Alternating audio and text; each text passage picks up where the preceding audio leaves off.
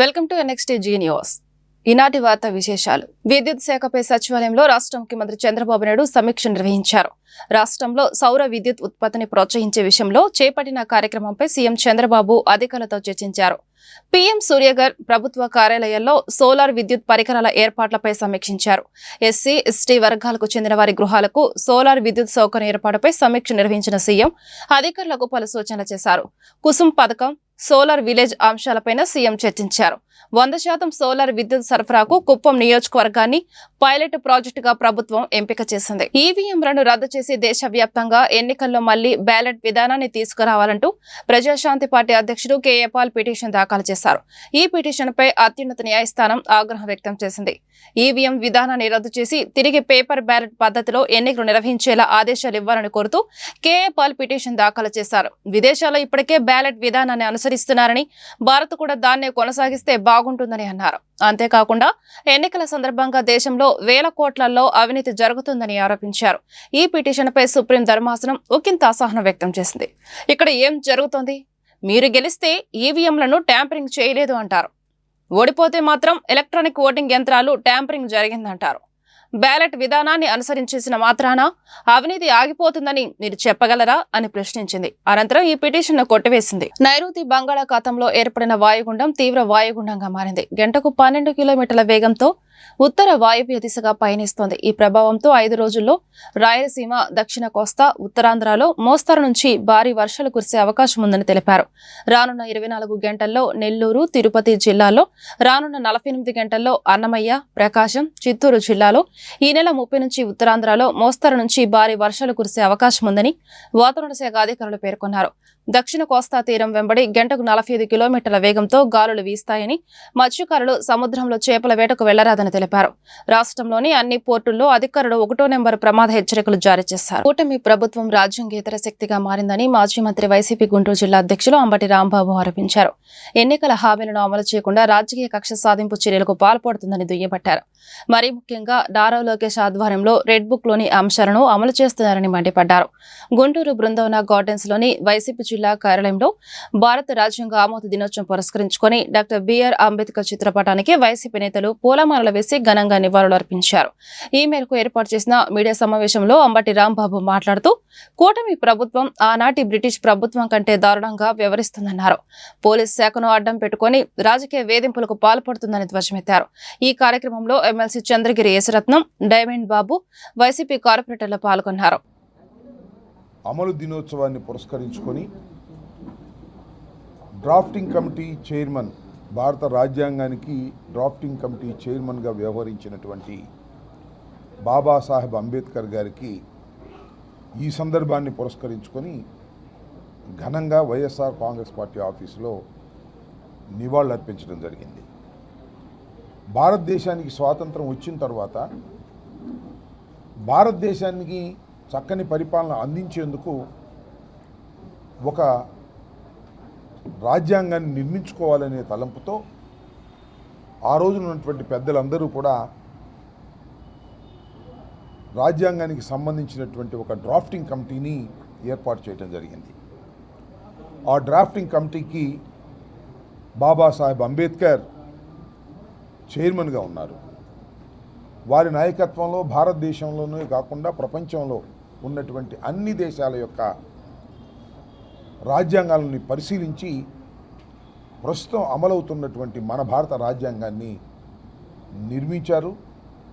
దాన్ని ఈ రోజు నుంచి అమలు చేసేటటువంటి కార్యక్రమాన్ని, అంటే ఇదే డేటుని అమలుకు నోచుకున్నది. ఆ సందర్భాన్ని పురస్కరించుకొని 49వ సంవత్సరం, 47లో వస్తే 49వ సంవత్సరంలో దీన్ని పెట్టారు. 50వ సంవత్సరం నుంచి దీన్ని అమలు చేస్తూ వచ్చారు. అప్పటి నుంచి ఇప్పటి వరకు కూడా భారత రాజ్యాంగం చెక్కు చెదరకోకుండా ఏదో చిన్న చిన్న అమెండ్మెంట్స్తో తప్ప అదే రాజ్యాంగం అమలవుతూ ఉన్నది. చాలా చక్కగా అమలు జరుగుతూ ఉంది, వివాదాలు లేకోకుండా.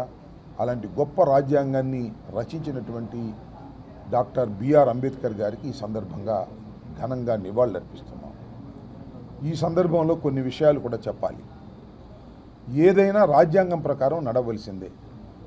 న్యాయ వ్యవస్థ కానీ, పొలిటికల్ వ్యవస్థ కానీ, ఎగ్జిక్యూటివ్ కానీ, ఫోర్త్ ఎస్టేట్గా ఉన్నటువంటి ప్రెస్ కానీ, ఇవన్నీ కూడా రాజ్యాంగ పరిధుల్లోనే వారి వారి విధులను నిర్వహిస్తూ ఉంటారు.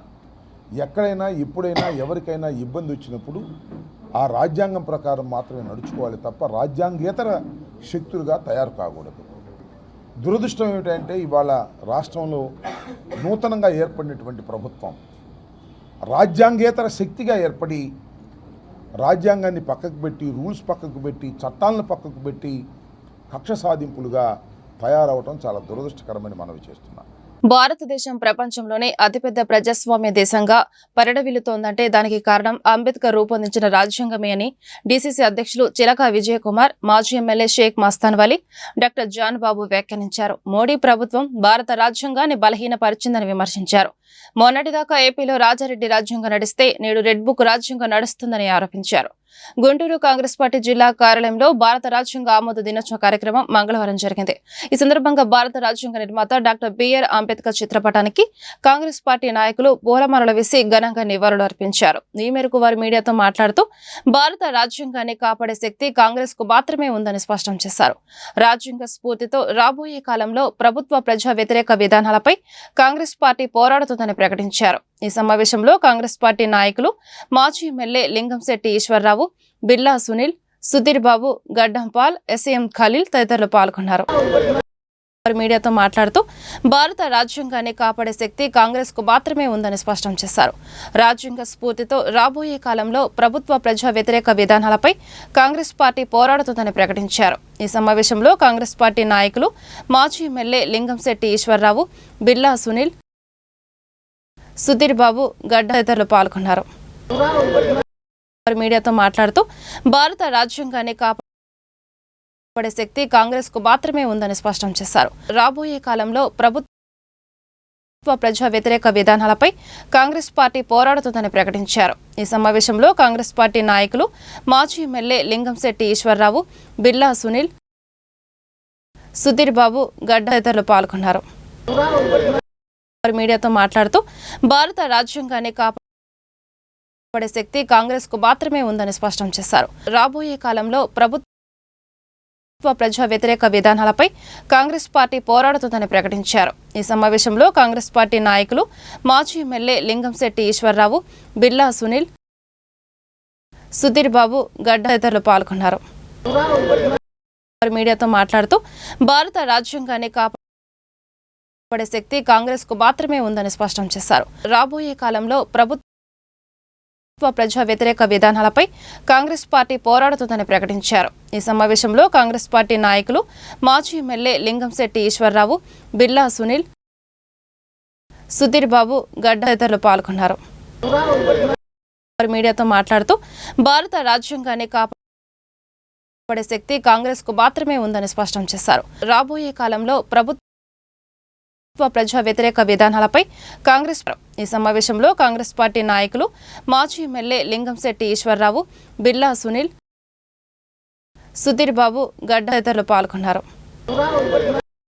మీడియాతో మాట్లాడుతూ భారత రాజ్యాంగాన్ని కాపాడే శక్తి కాంగ్రెస్ కు మాత్రమే ఉందని స్పష్టం చేశారు. రాబోయే కాలంలో ప్రభుత్వ ప్రజా వ్యతిరేక విధానాలపై పార్టీ పోరాడుతుందని ప్రకటించారు. ఈ సమావేశంలో కాంగ్రెస్ పార్టీ నాయకులు మాజీ ఎమ్మెల్యే లింగంశెట్టి ఈశ్వరరావు, బిర్లా సునీల్, సుధీర్ బాబు, తదితరులు పాల్గొన్నారు. మీడియాతో మాట్లాడుతూ భారత రాజ్యాంగాన్ని కాపాడే శక్తి కాంగ్రెస్ కు మాత్రమే ఉందని స్పష్టం చేశారు. రాబోయే కాలంలో ప్రభుత్వ ప్రజా వ్యతిరేక విధానాలపై కాంగ్రెస్ పార్టీ పోరాడుతుందని ప్రకటించారు. ఈ సమావేశంలో కాంగ్రెస్ పార్టీ నాయకులు మాజీ ఎమ్మెల్యే లింగంశెట్టి ఈశ్వరరావు, బిర్లా సునీల్, సుధీర్ బాబు, తదితరులు పాల్గొన్నారు. మీడియాతో మాట్లాడుతూ భారత రాజ్యాంగాన్ని కాపాడే శక్తి కాంగ్రెస్ కు మాత్రమే ఉందని స్పష్టం చేశారు. రాబోయే కాలంలో ప్రభుత్వ ప్రజా వ్యతిరేక విధానాలపై కాంగ్రెస్ పార్టీ పోరాడుతుందని ప్రకటించారు. ఈ సమావేశంలో కాంగ్రెస్ పార్టీ నాయకులు మాజీ ఎమ్మెల్యే లింగంశెట్టి ఈశ్వరరావు, బిర్లా సునీల్, సుధీర్ బాబు, తదితరులు పాల్గొన్నారు. 3 ఏరియాస్లో జీవీఆర్ఎస్ కాలేజ్ రోడ్డు, గౌతమి నగర్ ఒకటి, అదేవిధంగా ముత్యాల రెడ్డి నగర్ ఏరియాల్లో 3 ఏరియాల్లో కూడా ఈరోజు వర్క్స్కి శంకుస్థాపన చేసుకోవడం జరిగింది. ఎప్పటి నుంచో ఈ డ్రైన్స్ మూసుకుపోయి స్థానికంగా చాలా ఇబ్బంది పడుతూ ఉన్నారు. అదేవిధంగా సీసీ రోడ్లు ఈ రోడ్ అయితే మరీ ప్యాచ్ వర్క్లు చాలా ఇబ్బందికరంగా ఉన్నాయి కాబట్టి అవి కూడా ఇంక్లూడ్ చేసుకొని పూర్తిగా 68 లక్షల రూపాయలకి గాను ఈరోజు వర్క్స్ జరగబోతా ఉన్నాయి. వాటికి శంకుస్థాపన చేసుకోవడం జరిగింది.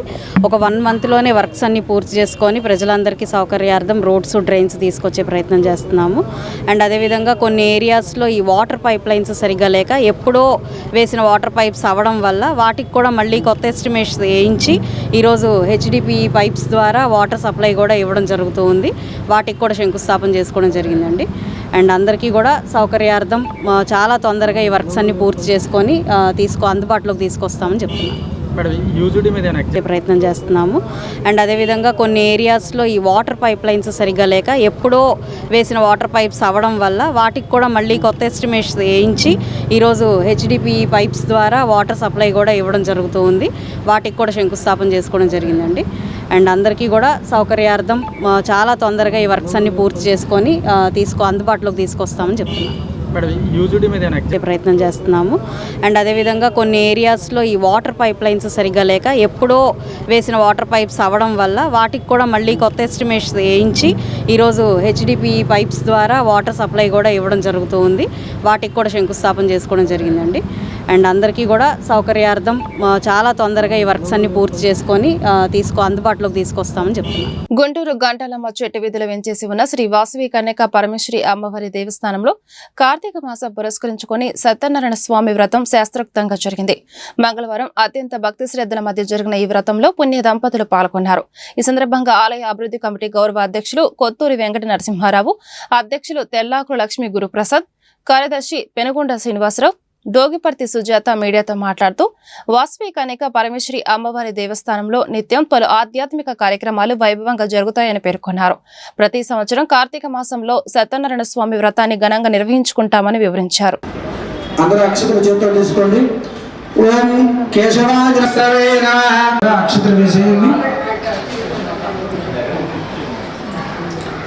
అందరూ మళ్ళీ అక్షతలు తీసుకొని స్వామివారికి అష్టోత్తరం పూజ చేయండి. చక్కగా మనసులో ఉంటూ పూజ చేయండి. కేంద్ర రాష్ట్ర ప్రభుత్వాలు కార్మిక రైతు ప్రజా వ్యతిరేక విధానాలకు పాల్పడుతున్నాయని అఖిల భారత కార్మిక రైతు సంఘాల నాయకులు ఆరోపించారు. ప్రభుత్వ రంగ సంస్థలను ప్రైవేటీకరణం చేసేందుకు మోడీ ప్రభుత్వం ప్రయత్నిస్తుందని ధ్వజమెత్తారు. ఎన్నికల ముందు కూటమి ప్రభుత్వం ప్రజలకు ఇచ్చిన హామీలను అమలు చేయాలని డిమాండ్ చేశారు.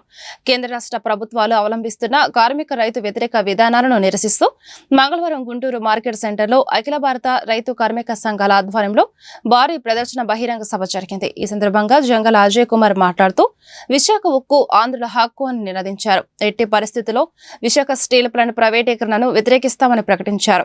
భవన నిర్మాణ కార్మికులకు సంక్షేమ బోర్డు ఏర్పాటు చేయాలన్నారు. కార్మికులకు కనీస వేతనం అమలు చేయాలని కోరారు. నిత్యావసర సరుకుల ధరలను నియంత్రించడంలో కేంద్ర రాష్ట్ర ప్రభుత్వాలు విఫలమయ్యాయని దోషమెత్తారు. ఈ కార్యక్రమంలో అఖిలపక్ష నాయకులు ప్రభాకర్, రాధాకృష్ణమూర్తి, కంచుమాటి అజయ్ కుమార్, అరుణ్, శివాజీ, రంగారెడ్డి, వై నేతాజీ, మేడ హనుమంతరావు తదితరులు పాల్గొన్నారు.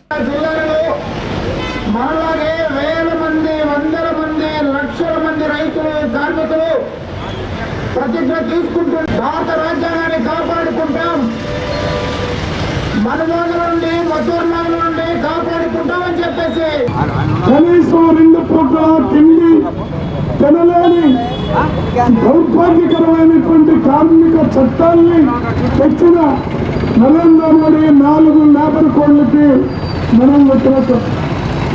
అలాగే 6 కాలం పొలంలో శ్రమ చేసి తీరా పంట చేతికొచ్చేటప్పటికే అప్పుల పాలై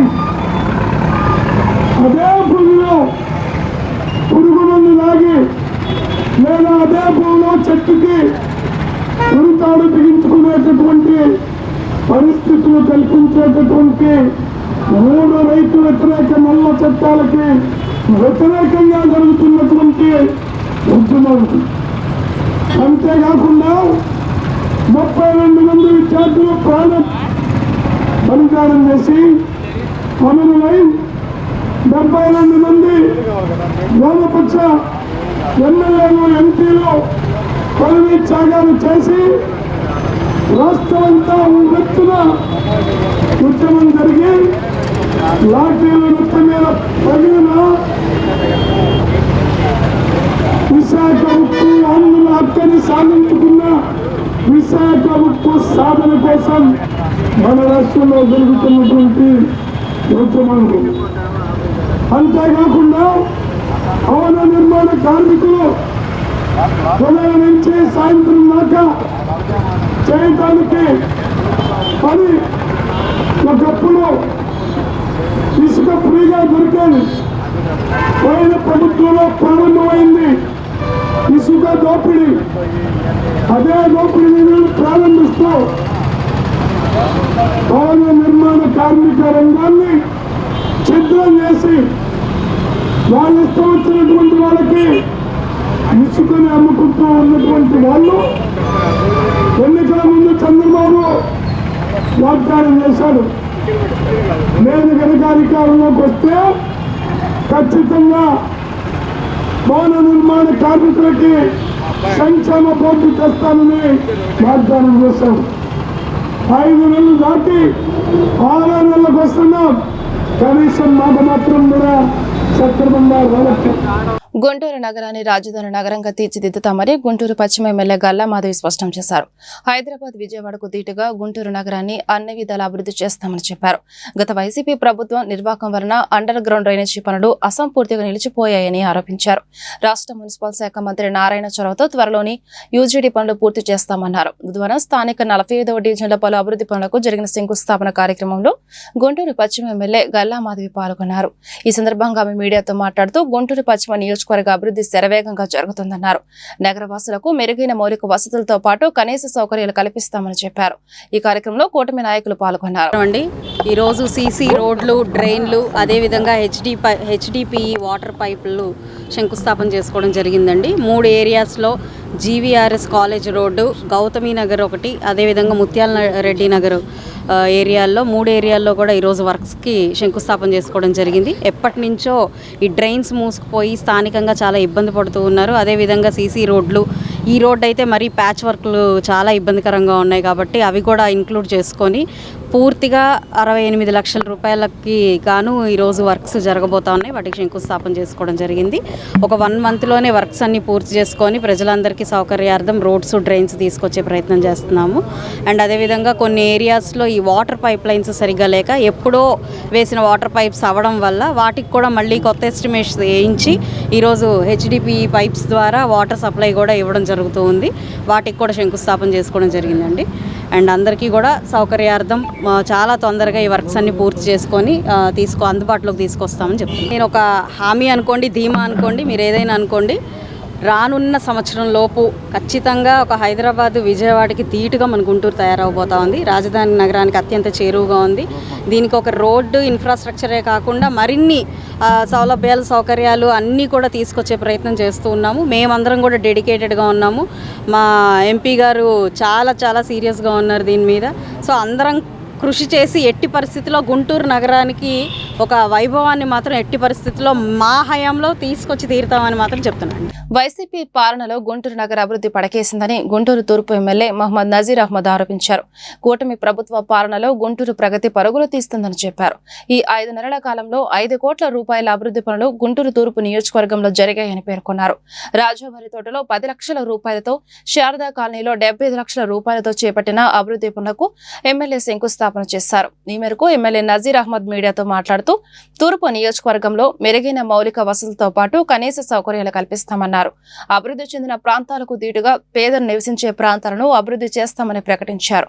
ఈ కార్యక్రమంలో నగర deputy mayor Sheikh Sajila, corporator Poturaju, Samatha, Golla Prabhakar, Dayaratnam, Mahankari Narasimha Rao తదితరులు పాల్గొన్నారు. గుంటూరు నగరంలో అభివృద్ధిని పూర్తిగా అంచనా వేస్తూ ప్రతి ఒక్క చోట కూడా అవసరమైనటువంటి డ్రైన్స్ కానీ అలాగే రోడ్లు కానీ ఏర్పాటు చేసుకోవడం జరుగుతూ ఉంది. ముఖ్యంగా గత 20 సంవత్సరాల నుంచి ఎప్పుడు పట్టించుకున్నటువంటి రాజాగారి తోటలో ఒక మెయిన్ డ్రైన్ ఒకటి ఏర్పాటు చేసేటువంటి కార్యక్రమాన్ని ఈరోజు శంకుస్థాపన చేయడం జరిగింది. దాదాపు 10 లక్షల రూపాయల వ్యయంతో డ్రైన్ ఏర్పాటు చేసేటువంటి కార్యక్రమం జరుగుతూ ఉంది. ముఖ్యంగా నగరంలో గతంలో పూర్తిగా పడికేసినటువంటి అభివృద్ధిని కూటమి ప్రభుత్వం ఏర్పడ్డ తర్వాత ప్రణాళికబద్ధంగా ప్రతి ఒక్క చోట కూడా ప్రజల ఆలోచనల్ని వాళ్ళ అవసరాలని పరిగణలోకి తీసుకొని స్థానికంగా ఉన్నటువంటి కార్పొరేటర్ల సహకారంతో పూర్తిగా ఏ ప్రాంతం కూడా అభివృద్ధికి వెనకబడకుండా అవసరమైనటువంటి కార్యక్రమాలన్నీ కూడా చేపట్టడం జరుగుతూ ఉంది.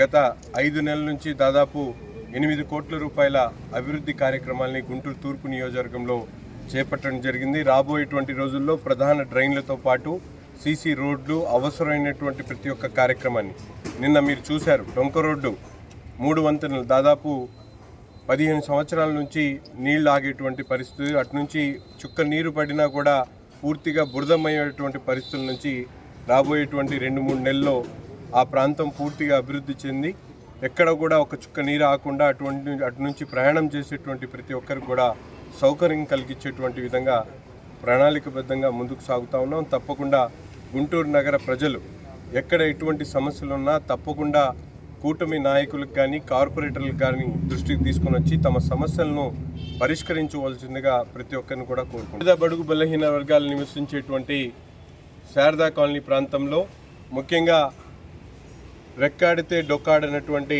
కుటుంబాలు నివసించేటువంటి మార్జిన్ ప్రాంతంలో గతంలో ఎవ్వరు కూడా పట్టించుకోనటువంటి పరిస్థితులు. గత ప్రభుత్వంలో అక్కడ మంచినీళ్లు కలుషితమై ఒక మహిళ ప్రాణాలు పోయినటువంటి పరిస్థితులు. అటువంటి ప్రాంతంలో పూర్తిగా డ్రైన్లతో పాటు మంచినీటి పైప్ లైన్ కూడా ఏర్పాటు చేసేటువంటి కార్యక్రమాన్ని తీసుకోవడం జరిగింది. దాదాపు 75 లక్షల రూపాయల వ్యయంతో ఆ ప్రాంతంలో డ్రైన్స్తో పాటు మంచినీటి పైప్ లైన్ కనెక్షన్స్ను కూడా ఇవ్వడం జరుగుతూ ఉంది. పూర్తిగా ఎక్కడైతే పేదలు నివసిస్తారో అటువంటి చోట్ల అన్ని చోట్ల కూడా వాళ్ళందరికీ కావాల్సినటువంటి మౌలిక వసతులు కల్పించడమే ప్రధాన ధ్యేయంగా ఈరోజు అభివృద్ధి ప్రణాళికలను సిద్ధం చేయడం జరుగుతూ ఉంది. గతంలో ఎప్పుడు జరగనటువంటి విధంగా పేద మధ్యతరగతి నివసించేటువంటి ప్రతి ఒక్క ప్రాంతాన్ని కూడా నగరంలో అభివృద్ధి చెందినటువంటి ప్రాంతాలకు దీటుగా తయారు చేసేటువంటి కార్యక్రమాన్ని ఈరోజు తీసుకోవడం జరుగుతూ ఉంది. తప్పకుండా రాబోయేటువంటి రోజుల్లో శారదా కాలనీ కానీ, ప్రగతి నగర్ కానీ, ఆ ప్రాంతాల్లో అవసరమైనటువంటి ప్రతి ఒక్క మౌలిక వసతులను కూడా కార్పొరేషన్ అధికారులు అలాగే స్థానికంగా ఉన్నటువంటి కూటమి నాయకత్వంలో పెద్ద ఎత్తున ఈ కార్యక్రమాలన్నీ కూడా నిర్వహించడం జరుగుతుంది. ఈ వార్తలు ఇంతటితో సమాప్తం. నమస్కారం.